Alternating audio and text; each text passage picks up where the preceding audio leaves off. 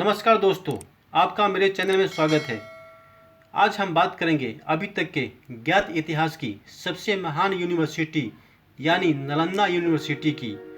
आगे बढ़ने से पहले कृपया मेरे चैनल को सब्सक्राइब कीजिए। आज भले ही भारत शिक्षा के मामले में 191 देशों की लिस्ट में 140वें नंबर पर हो, लेकिन कभी यही भारत अज्ञानता के अंधकार से ज्ञान के प्रकाश की ओर जाने वाली सभ्यताओं का प्रतिनिधित्व करता था।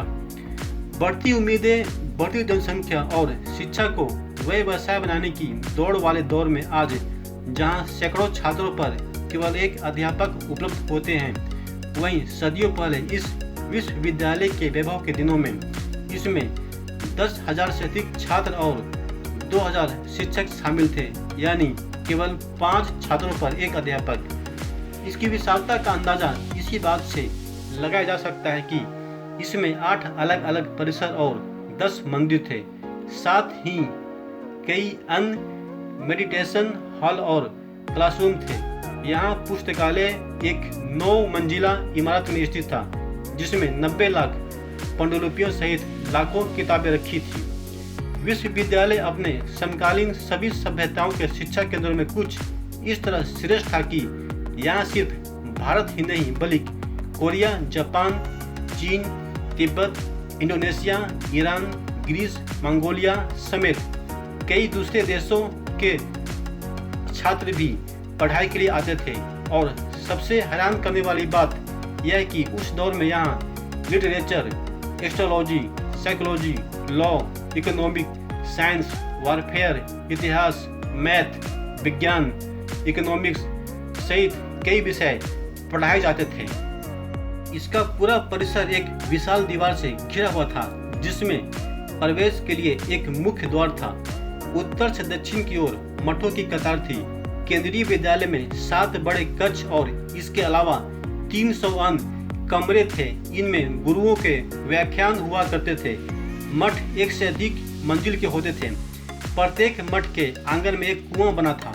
8 विशाल भवन, 10 मंदिर, अनेक प्रार्थना कक्ष तथा अध्ययन कक्ष के अलावा इस परिसर में सुंदर बगीचे तथा झीलें भी थी। इस यूनिवर्सिटी में देश विदेश से पढ़ने वाले छात्रों के लिए छात्रावास की सुविधा भी थी। यूनिवर्सिटी में प्रवेश परीक्षा इतनी कठिन होती थी कि केवल विलक्षण प्रतिभाशाली विद्यार्थी ही प्रवेश पा सकते थे। यहाँ आज के विश्वविद्यालयों की तरह छात्रों का अपना एक छात्र संघ होता था। वे स्वयं इसकी व्यवस्था तथा चुनाव करते थे। छात्रों को किसी प्रकार की आर्थिक चिंता नहीं थी। उनके लिए शिक्षा, भोजन, वस्त्र, औषधि और उपचार सभी निःशुल्क थे। राज्य के शासक की ओर से विश्वविद्यालय को 200 गांव दान में मिले थे, जिनसे प्राप्त आय और अनाज से खर्च चलता था। लगभग 800 सालों तक अस्तित्व में रहने के बाद इस विश्वविद्यालय को भूखे नंगे असभ्य आदमखोरों की नजर लग गई। सन 1193 में नालंदा विश्वविद्यालय को इस्लामिक आतंकवादी बख्तियार खिलजी के अधीन तुर्क आक्रमणकारियों द्वारा बर्बाद कर दिया गया। फारसी इतिहासकार मिनहाज ए सिराज ने अपनी किताब तब तक ए नासिरी में आक्रांताओं की क्रूरता को बयां करते हुए लिखा है कि यूनिवर्सिटी को बर्बाद करने के लिए अध्ययनरत हजारों छात्रों सहित 1000 भिक्षुओं को जिंदा जलाया गया और 1000 भिक्षुओं को सरकलम कर दिए गए। 9 मंजिला पुस्तकालय को जला दिया गया। इसके साथ ज्ञान, विज्ञान, तकनीक और मानवता के आदर्शों को समेटने वाली लाखों पुस्तकें भी उसकी आग में झुलसकर सैकड़ों मीटर ऊंचे उठते धुएं में हमेशा के लिए कहीं ओझल हो गई। पुस्तकालय के विध्वंस और किताबों की संख्या का अंदाजा इस बात से लगाया जा सकता है कि पुस्तकालय में रखी किताबें लगभग 6 महीने तक जलती रही और जलते हुए पांडुलिपियों के धुएं ने एक विशाल पर्वत का रूप ले लिया था।